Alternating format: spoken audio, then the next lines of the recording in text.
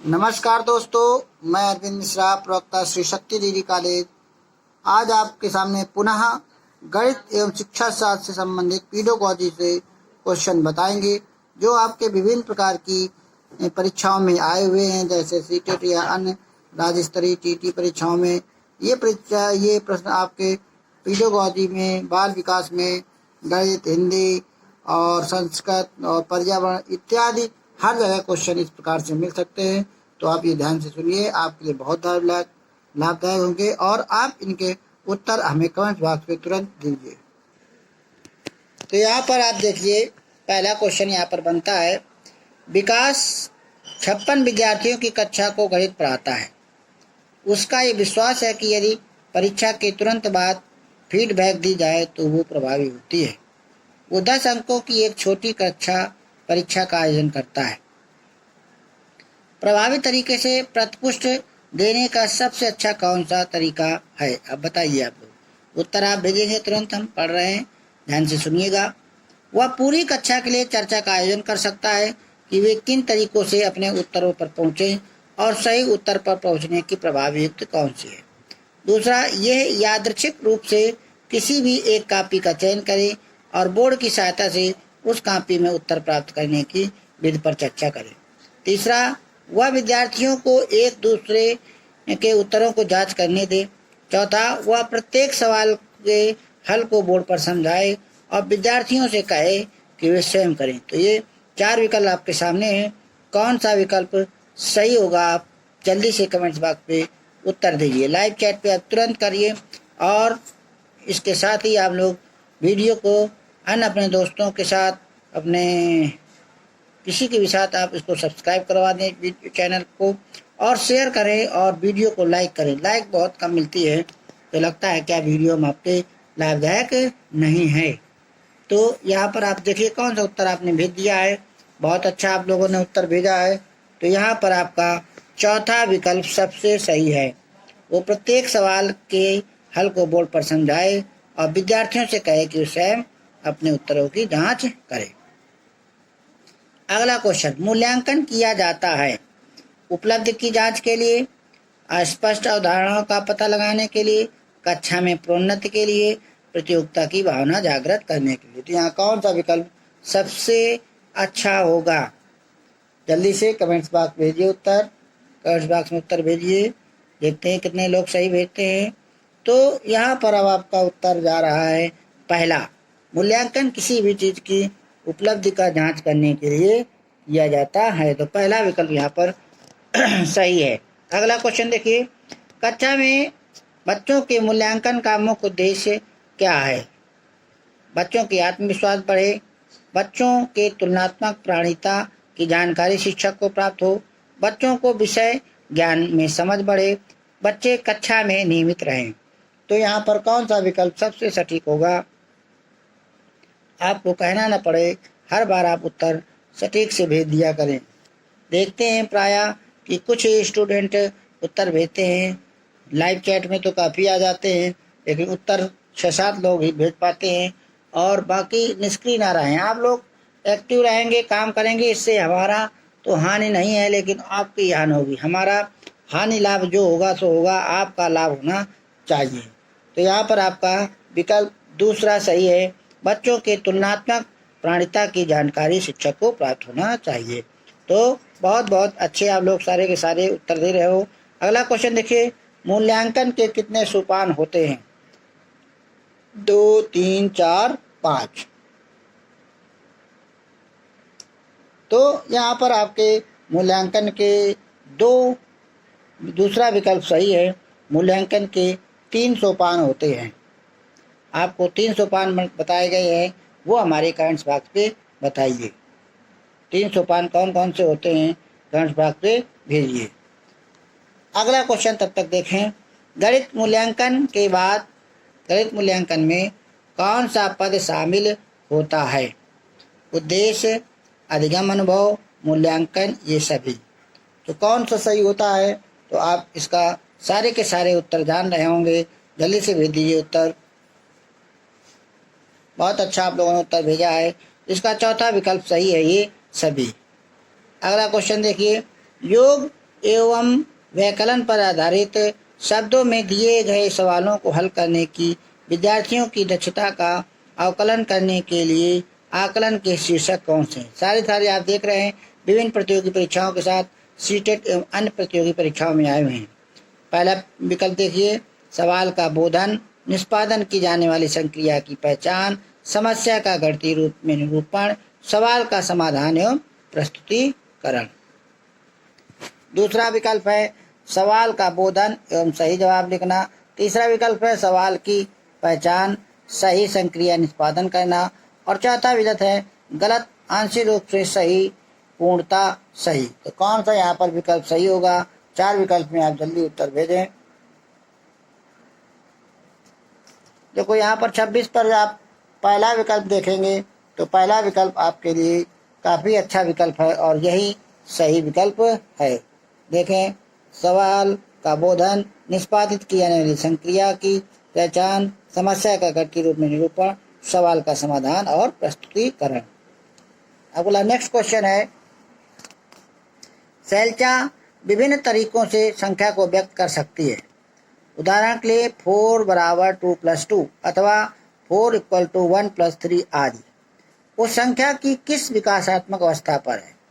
गुणनखंडीय अवस्था पर, संक्रिया अवस्था पर, परिमाणात्मक अवस्था पर, विभाजनात्मक अवस्था पर। तो कौन सा विकल्प इसका सही होगा? भेजें जल्दी से। तो ये मतलब है उसका कॉन्सेप्ट क्लियर है, तो यहाँ पर दूसरा विकल्प सही होगा, संक्रिया अवस्था। अगला क्वेश्चन देखिए, कक्षा 4 में बिंदु और रेखा पर ज्यामिति पाठ के लिए आकलन निर्देश होंगे। ये क्वेश्चन सीटेट में आया है 2012 में। पहला विकल्प है परिशुद्ध रूप से सेंटीमीटर और इंचों में रेखाखंड को माप सकता है और रेखाखंड के अंतर बिंदुओं को चिन्हित कर सकता है। दूसरा, रेखा किरण और रेखाखंड में अंतर कर सकता है और उन्हें परिभाषित कर सकता है। तीसरा, रेखा और रेखाखंड में अंतर कर सकता है, बिंदु चिन्हित कर सकता है। 2 गज की दी गई लंबाई के अनुसार परिशुद्ध रूप से रेखाखंड खींच सकता है। सेंटीमीटर और इंचों में रेखा को परिशुद्ध रूप से माप सकता है। रेखा का नाम बता सकता है। तो यहाँ पर कौन सा विकल्प सही होगा? तुरंत उत्तर भेजें। 5 सेकंड का समय है आपके लिए, जल्दी से उत्तर भेजिए। तो यहाँ पर आप देखें, तीसरा विकल्प सबसे सही है। तीसरा विकल्प नहीं सही है, यहाँ पर सबसे सही जो है दूसरा विकल्प सही है। रेखा किरण और रेखाखंड में अंतर कर सकता है और उन्हें परिभाषित कर सकता है। तो दूसरा विकल्प यहाँ पर सही है। अगला क्वेश्चन देखिए, उच्च क्रमिक चिंतन कौशल पर आधारित प्रश्न की किसकी मांग करते हैं? संकेतों और चित्रों के ज्ञान, कुछ सीमा तक संज्ञानात्मक प्रयास का ज्ञान, तथ्यों, नियमों, सूत्रों के ज्ञान, एल्गोरिथम का ज्ञान। तो यहाँ पर कौन सा उत्तर सटीक होगा? ये भी आपके सीटेट में आया है 2012 में। तो यहाँ पर आप देखें, तीसरा विकल्प सबसे सही है, तथ्यों, नियमों, सूत्रों के ज्ञान। अगला क्वेश्चन है, आंकड़ों के विश्लेषण संबंधी विद्यार्थियों की समझ का आकलन करने के लिए सर्वाधिक उचित रूप से जो रूपात्मक कार्य है वो कौन है? वर्ग पहली कराई जाए, सर्वेक्षण आधारित परियोजना है, प्रश्नोत्तरी है, भूमिका निर्माण रोल प्ले है। तो यहाँ पर कौन सा सही होगा? भेजें। तो यहाँ पर आप चारों विकल्प ध्यान से पढ़ें और दूसरा विकल्प यहाँ पर सही हो रहा है, सर्वेक्षण आधारित परियोजना। अगला क्वेश्चन देखिए, विद्यार्थियों से ऊर्ध्वाधर सम्मुख कोणों के मध्य संबंध स्थापित करने लिए कहा जाता है। वे कई आकृतियां खींचते हैं, कोणों को मापते हैं और ये देखते हैं कि ऊर्ध्वाधर सम्मुख कोण समान है। अब वो क्या करते हैं बताइए? अनौपचारिक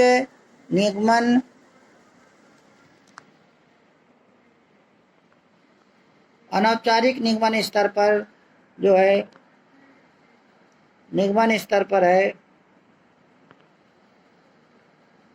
चाक्षुषी स्तर पर है और आपका विश्लेषणात्मक स्तर पर है। तो औपचारिक निगमन स्तर पर है, निगमन स्तर पर है, चाक्षुषी स्तर पर है, विश्लेषण स्तर पर है। तो कौन सा यहाँ पर विकल्प सबसे सटीक होगा? तो यहाँ पर आप देखेंगे चौथा विकल्प सही है, विश्लेषणात्मक स्तर पर। अगला क्वेश्चन देखिए, पियाजे का विश्वास था कि सामाजिक अनुदेशन से सीखना होता है और गणित का एक शिक्षक पियाजे के सिद्धांत में विश्वास करते हुए करता है। पहला क्वेश्चन विकल्प देखिए, वे विविध अनुदेशन का प्रयोग करेगा, चाक और टाक पद्धति का प्रयोग करेगा। तीसरा विकल्प है बहुत सारे हस्त परिचालकों का प्रयोग, प्रयोगशाला गतिविधियों का प्रयोग करेगा, सामूहिक परियोजना एवं सामूहिक परिचर्चा का प्रयोग करेगा। तो यहाँ पर कौन सा विकल्प सही होगा 32 में, बताइए जल्दी से। तो यहाँ पर आप चौथा विकल्प देखेंगे सही होगा, सामूहिक परियोजना और सामूहिक परिचर्चा का प्रयोग करेगा। अगला क्वेश्चन बड़ा है, इसको बड़े ध्यान से पढ़िएगा। कक्षा थर्ड की पाठ्य पुस्तक में से एक समस्या है, निम्नलिखित समस्या को हल करने के लिए कौन सी गणितीय संक्रिया का प्रयोग किया जाएगा। एक दूध वाला 10 दिन में 1410 लीटर दूध बेचता है, वह एक दिन में कितने लीटर दूध बेचता है। उपरोक्त सवाल में ब्लूम के संज्ञानात्मक क्षेत्र की किस दक्षता का विकास हो रहा है, कौन की संकेत कर रहा है। आपको आता होगा, जल्दी से उत्तर इसका भेजिए। ज्ञान, बोध, प्रयोग, विश्लेषण, संश्लेषण, मूल्यांकन में कौन सा कर रहा है, जल्दी से भेजिए।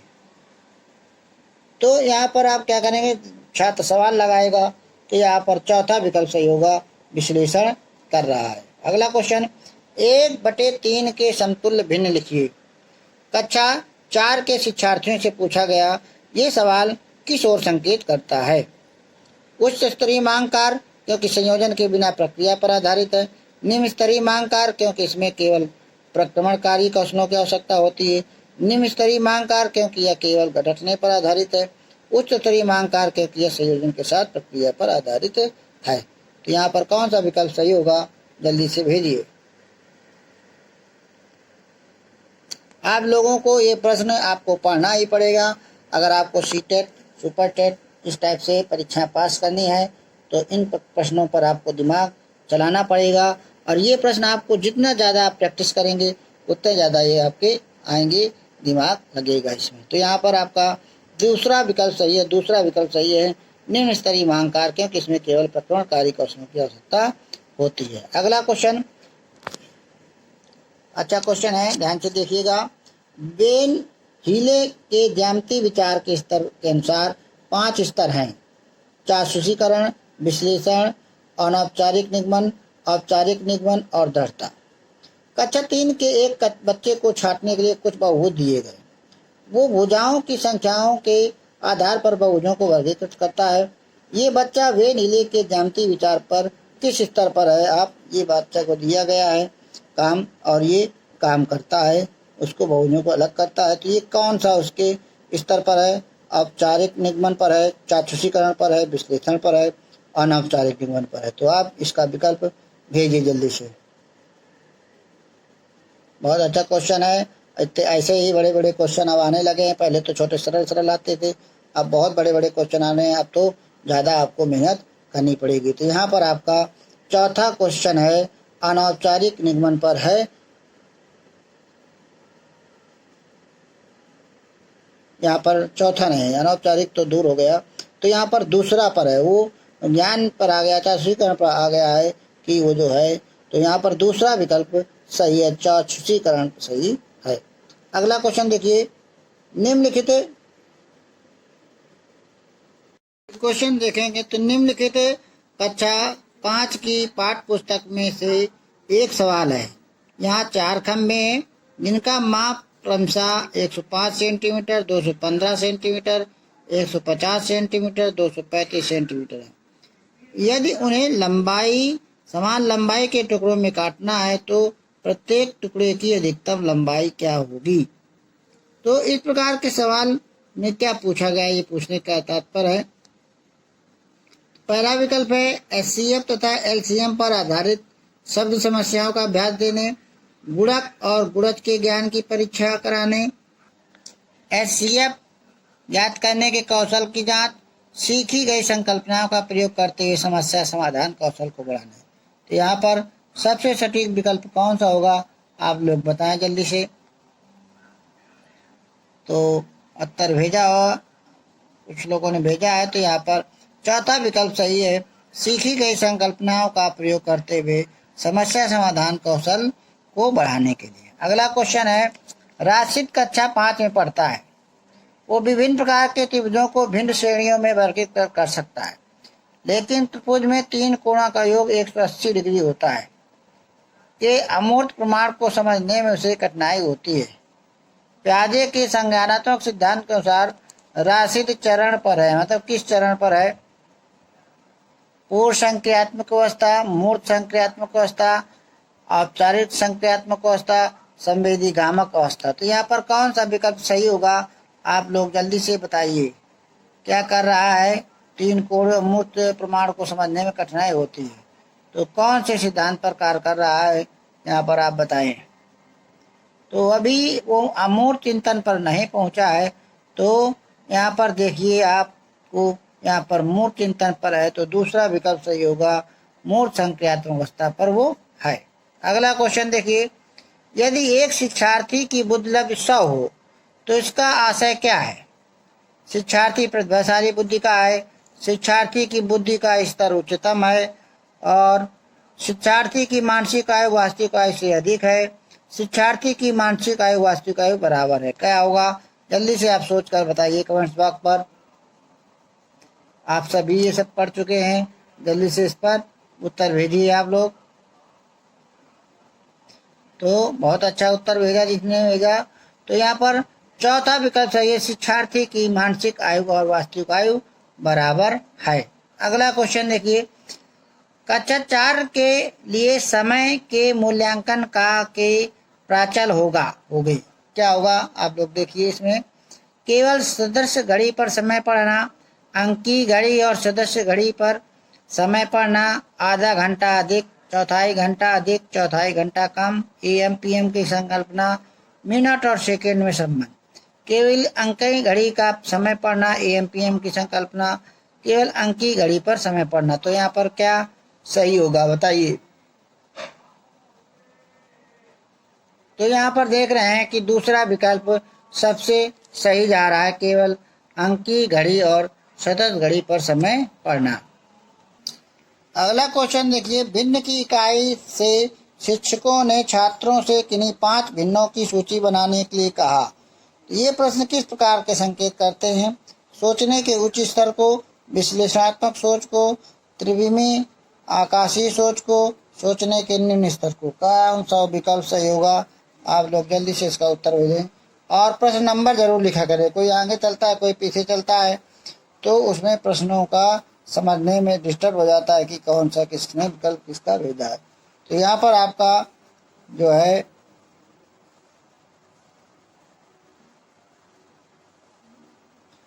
जो भिन्न से इकाई शिक्षक ने छात्रों के लिए 5 भिन्न को सूची बनाने के लिए कहा।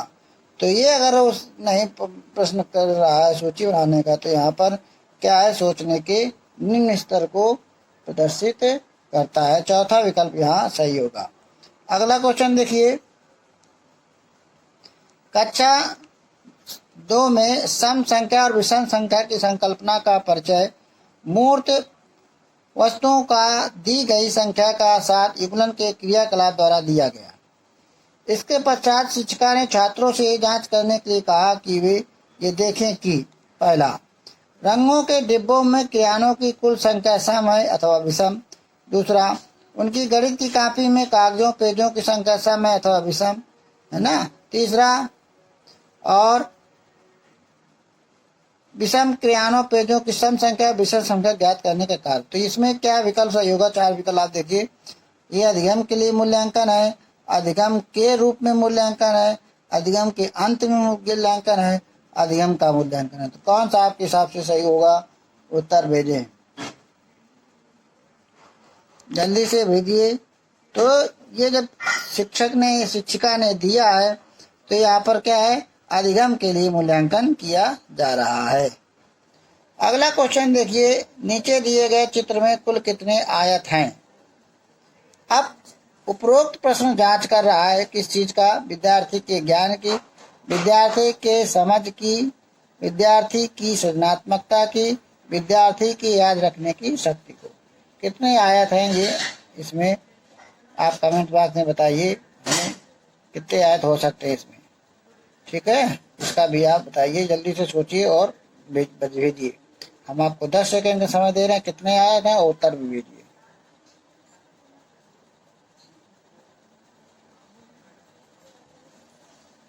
तो इसका जो उत्तर यहाँ पर विकल्प जो हो रहा है वो दूसरा विकल्प सही है, विद्यार्थी की समझ या बोधगम्यता की जांच करने के लिए।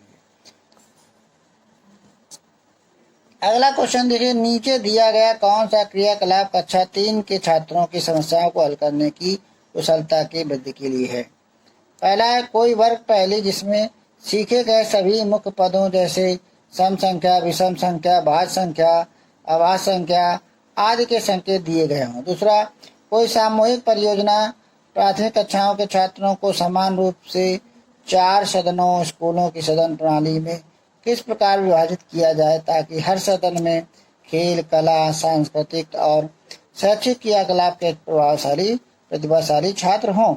संख्या, छात्रों में संख्या और प्राचलन विषय पर अंतरा वर्ग पहली प्रतियोगिता आयोजित कराना। और कोई कार्य पत्रक जिसमें 4 मूलों प्राचलों पर समस्याएं जैसे ज्ञात कीजिए इतना बराबर इतना तो याद दी गई। तो यहाँ पर कौन सा विकल्प सही होगा छात्रों की समस्याओं को हल करने के लिए? जल्दी से आप भेजें उत्तर।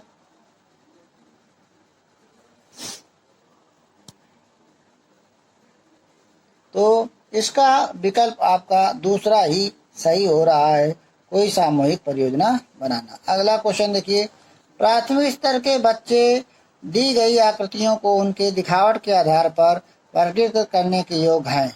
वेन हाइल के अनुसार वे ज्यामिति के किस स्तर पर हैं? मानसिक चित्रण स्तर पर, विश्लेषणात्मक स्तर पर, अनौपचारिक निगमन स्तर पर और औपचारिक निगमन स्तर पर। बस जल्दी से आप विकल्प भेजिए। ये सारे आपको देख रहे हैं सीटेट के क्वेश्चन आए हुए हैं, कोई ऐसे क्वेश्चन नहीं है, सारे के क्वेश्चन पूछे गए हैं। तो यहाँ पर आप भेज चुके होंगे उत्तर। यहाँ पर मानसिक चित्रण पर है। जिसने नहीं भेजा है, जो नहीं भेज पाते हैं, आप लोग इसको याद कर लीजिए, बहुत इंपॉर्टेंट क्वेश्चन है। अगला क्वेश्चन देखिए, प्राथमिक अवस्था में गणित में रचनात्मक मूल्यांकन में अंतर्निहित है अधिगम में असंगति को और शिक्षण में कमियों को पहचानना, सामान्य त्रुटियों की पहचानना, क्रिया प्रणाली के ज्ञान और विश्लेषणात्मक प्रतिभाओं की परीक्षा, विद्यार्थियों के ग्रेड और रैंक की स्थिति। यहाँ पर कौन सा विकल्प सही होगा? बहुत जल्दी भेजिए आप लोग।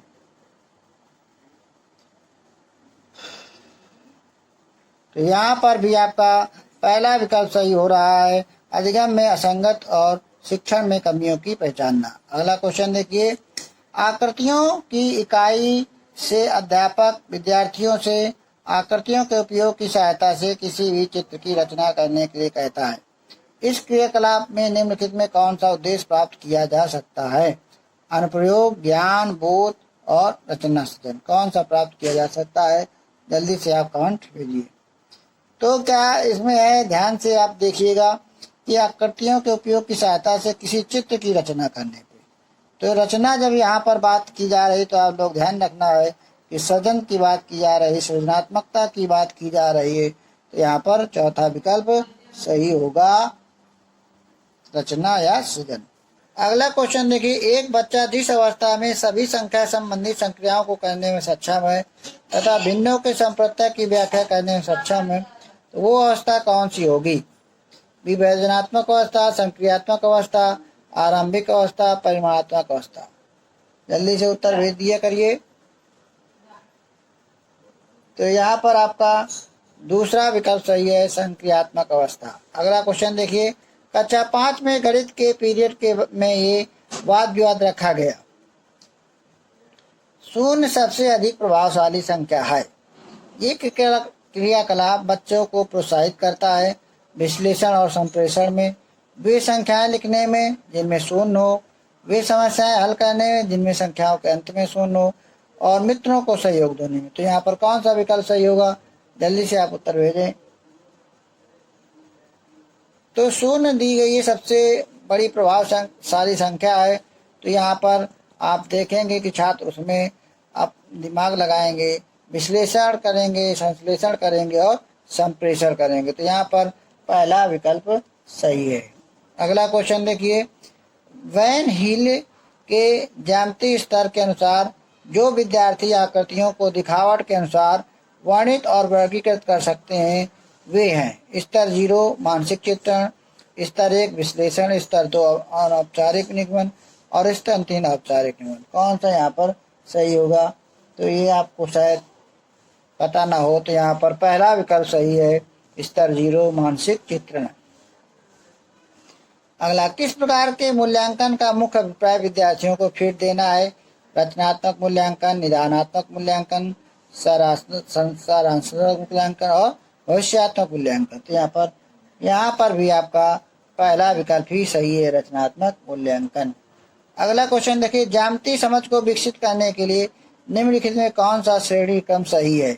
मानसिक चित्रण, औपचारिक निगमन, विश्लेषण, औपचारिक निगमन। मानसिक चित्रण, विश्लेषण, अनौपचारिक निगमन, औपचारिक निगमन, औपचारिक निगमन, अनौपचारिक निगमन, मानसिक चित्रण, विश्लेषण, मानसिक चित्रण, विश्लेषण, औपचारिक और अनौपचारिक। तो इसमें आप बताइए कौन सा विकल्प सही क्रम से होगा ज्यामितीय समझ विकसित करने के लिए? तो यहाँ पर आपका चौथा विकल्प सही होगा, मानसिक चित्रण, विश्लेषण, औपचारिक फिर अनौपचारिक। बिल्कुल आप प्याजे की तरीके सोचिए। अगला क्वेश्चन है, वास्तविक जिंदगी में गणित का संबंध बनाने के लिए और अंतर विषयों को विकसित करने के लिए निम्नलिखित में से किन मूल्यांकन योजनाओं का उपयोग किया जा सकता है? सर्वेक्षण, परियोजना, जांच सूची, क्षेत्रीय भ्रमण, मौखिक परीक्षा, जांच सूची, क्षेत्रीय भ्रमण, सर्वेक्षण, परियोजना, क्षेत्रीय भ्रमण, मौखिक परीक्षा और ड्रिल कार्य पत्रक। तो वास्तविक गणित का संबंध बनाने के लिए है ना, तो इसमें कौन सा उपयोग किया जा सकता है? तो यहाँ पर जब आपको संबंध बनाना अंतर विषयों का, तो यहाँ पर आपको क्षेत्रीय भ्रमण करना पड़ेगा, सर्वेक्षण और परियोजना। यहाँ पर तीसरा विकल्प सबसे सटीक है। अब आपका ये लास्ट क्वेश्चन है और बताइएगा, मूल्यांकन का निकटतम संबंध होता है विषय वस्तु से, मूल्यांकन प्रविधियों से, उद्देश्यों से और सीखने की क्रियाओं से। यहाँ पर कौन सा विकल्प सही होगा? जल्दी से आप भेज दीजिए। 10 सेकेंड का समय, 5 सेकेंड का समय दे रहे हैं। तो यहाँ पर मूल्यांकन का जो है निकटतम संबंध आपके उद्देश्यों से होता है। तीसरा विकल्प यहाँ पर सही है। तो इस प्रकार से आपने आज लगभग 33 क्वेश्चनों का रिवीजन किया। आपको काफ़ी रिवीजन करेंगे, रोज आएंगे, आपको काफ़ी क्वेश्चन आने लगेंगे। थैंक यू, धन्यवाद, नमस्कार। और अंत में चैनल को सब्सक्राइब करें, वीडियो को लाइक ज़रूर करें। नमस्कार।